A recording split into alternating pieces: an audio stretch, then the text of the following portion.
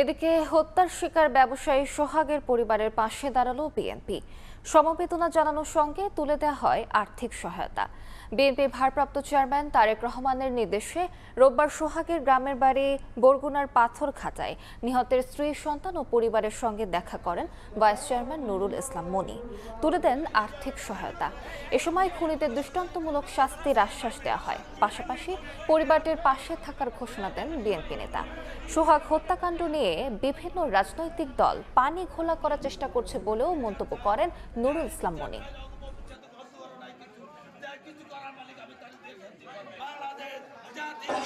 এমন ভাবে নিষ্ঠুরের মতো আমার হাজবেন্ডকে হত্যা করছে, যা মানুষ করতে পারে না।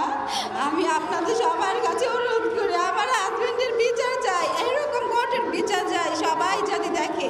মূল দলের কোনো ব্যক্তি যদি এরকম ঘৃণ্য কর্মকাণ্ড করে, আমরা তার ফাঁসি চাই না। আমরা বিএনপির কোনো লোক যদি এই কাজ করে, আমাদের নেতা যারা তার দৃষ্টান্তমূলক শাস্তি দিতে হবে। এই বাংলাদেশে আমরা দেখতে চাই সেটা।